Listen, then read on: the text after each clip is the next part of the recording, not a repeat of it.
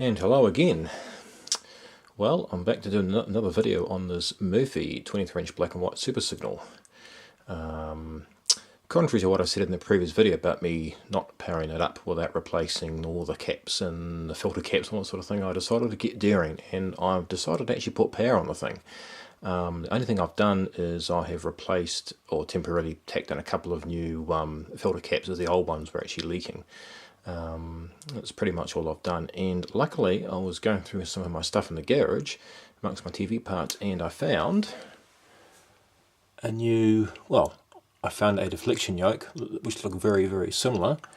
This is the actual deflection yoke here, and the actual cover on it is perfect with the adjustment rings and everything, and the clamp, and it's all pretty much all there. So so it has got the original yoke on it still. I was going to take the yoke off the painted set, but since I found this yoke here, it looks similar, but the wiring on the plug is different, and as you can see, there's a loop on that one there, and the wire's all in different places. So this was probably a yoke for a different model of some kind, but the basic yoke probably, I mean, it would probably actually work if I just rewired the plug. There you go, Roller New Zealand TV Limited, there you go. And those things are made in New Zealand. So yeah, that there could denote a different type of set. Could be a Majestic or a Direco or something like that. Some other make probably used these. I know these yokes are pretty commonly used amongst our New Zealand TVs. So it looks very similar to the one that's currently in there. And even those two resistors that are there are even on that one as well, just in behind. If you take the cover off, they're actually in behind the board on the other side. And they're the ones that like to drift, those horrible ones, so they're probably, I didn't actually check them, but the main sort of thing here with this video is to see whether I can actually get some life out of this set and possibly do some fault finding along the way. I mean, yeah, okay, maybe I should go through and change all the caps first and all that sort of thing, but I mean, I've basically changed the two, I've just tacked in two 100 mic caps basically on the other side of the board to good ones that I had in my stock, and yeah, that's the obvious thing I can see wrong, and I'm just going to power it up slowly with the Variac, which I haven't actually brought in, so I'm going to have to go and get the Variac and bring that in, and yeah, we'll power the thing up slowly and see what happens, what kind of life we get out of the thing. Yeah, not too confident about that.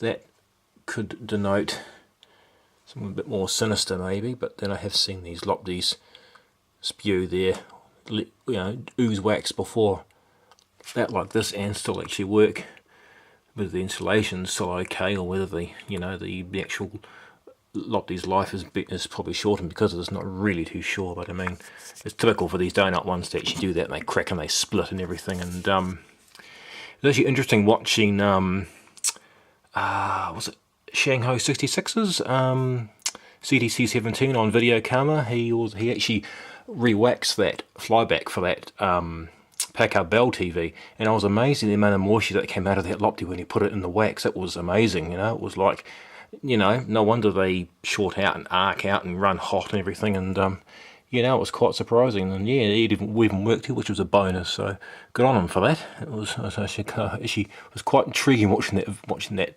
video he did actually. So yeah, okay.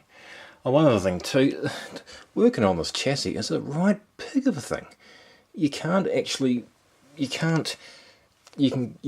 pull the chassis out, but as I might have explained it in the previous video on this TV, the lead from the tuner, this lead here from the tuner, it goes in the first drive, is not long enough, so you can't actually tilt the chassis. You can't tilt the chassis down because that lead's too short, and then you've got all these all the copper earthing connectors as well. They were hanging off, So yeah, so you basically got to disconnect all those, and again that thing there is really short as well.